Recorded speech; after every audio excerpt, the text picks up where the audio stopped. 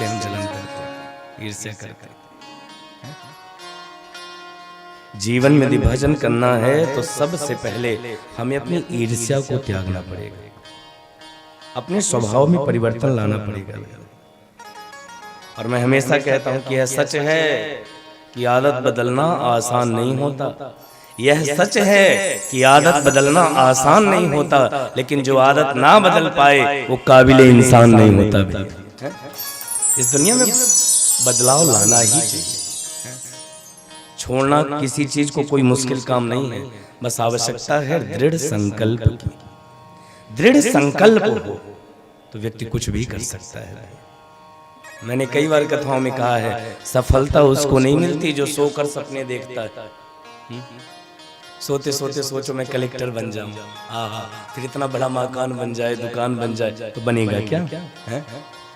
आपका लक्ष्य जितना बड़ा होगा, मेहनत भी उतनी बड़ी करनी पड़ेगी भैया, तभी लक्ष्य की पूर्ति होगी। सपने उसके नहीं पूरे होते जो सोकर सपने देखता है, सपने उसके पूरे होते हैं भैया जो सपने को पूरे करने के लिए अपनी रात की नींद भी हराम कर देते, जो जाग कर सपने देखता है। और मेहनत का फल एक ना एक दिन अवश्य मिलता है भैया, इसलिए कर्म से पीछे मत हटिए। और भागवत में स्वयं श्री कृष्ण कहते हैं, कर्मणा जायते जन्तु कर्मण्यैव विलीयते, सुखं दुःखं भयं क्षेमं कर्मणा वाभिपद्यते।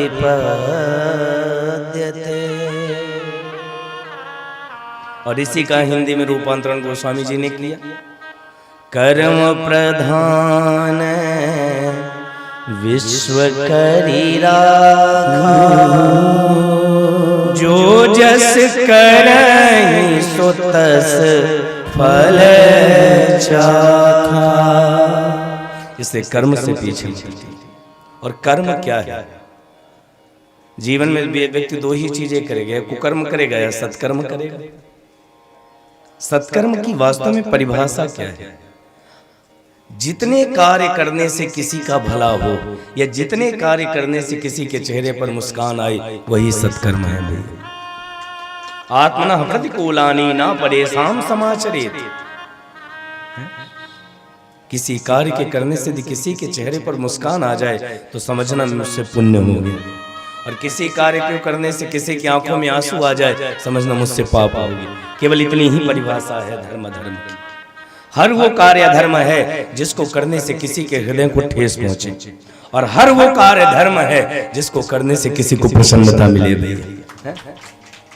और सबसे बड़ा धर्म क्या है? मानस में गोस्वामी जी ने कहा, परहित सरिस धर्म नहीं भाई, पर पीड़ा सम नहीं अधमाई, पर पीड़ा सम नहीं अधमाई। दूसरों का हित करने जैसा धर्म नहीं है, और दूसरों का अहित करने जैसा दुनिया का कोई अधर्म नहीं।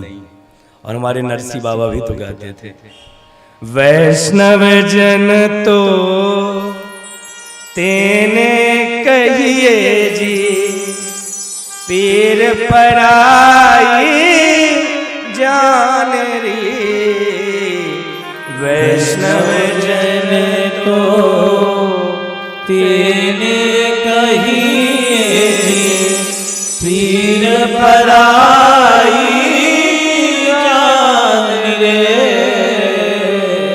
वैष्णव जन तो तेने कहिए, पीर पराई जान रे। कौन है वैष्णव? जो दूसरे के दुख को समझता।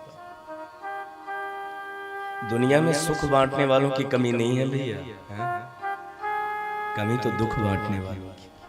आपके जीवन में दुख हो, विपत्ति हो, और कोई आ जाए और कंधे में हाथ रखकर कह दे कि मैं तेरे साथ हूं भैया, आधा दर्द तो इतना कहने से निकल जाता। आप प्रयास करके तो देखो। आंसू देने का प्रयास ना हो भैया, आंसू पोंछने का प्रयास हो। केवल कोई आके कह दे तू चिंता मत कर मैं साथ में हूं, बस वो भले कुछ ना करे, बस कह दे कि मैं तेरे साथ हूं, फिर देखो। और आप एक प्रयास तो करो भैया। लेकिन दुनिया की एक रीति है, एक बात मैं और कहूं, दुनिया की एक रीति है कि आपके दुख में कई बार मन से दुखी होने वाले मिल जाएंगे।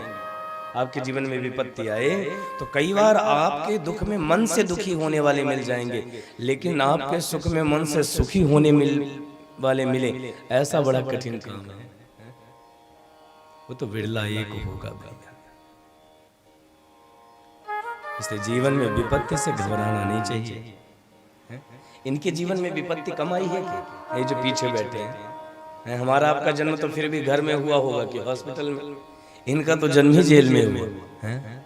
और जीवन भर भाग दौड़ मची रही कृष्ण की, जीवन भर की यात्रा कृष्ण की देखी, गोविंद की जीवन भर की यात्रा में भाग दौड़ मची रही। कभी गोकुल, कभी मथुरा, कभी वृंदावन, कभी द्वारिका, कभी कुरुक्षेत्र, लेकिन गोविंद के चेहरे पर कभी सिकन नहीं आई भैया। जब देखो तब मुस्कुराते, जब देखो तब हंसते हुए, मानो दुनिया को भगवान ने शिक्षा दी कि मुसीबत का भी सामना व्यक्ति को हंसकर करना चाहिए, हंसकर सामना करिए। इसलिए केवल यही निवेदन कि दुनिया में आंसू पोंछने का कार्य हो, किसी को आंसू देने का कार्य ना हो। वैष्णव जन तो तेने कहिए जी, पीर पराई जान रे। वैष्णव जन तो तेने कहिए जी, पीर पराई जान रे। परहित सरिस धर्म नहीं भाई, पर पीड़ा समय नहीं अधमाई। परहित सरिस धर्म नहीं भाई, दुनिया का सबसे बड़ा धर्म है दूसरे का हित करना।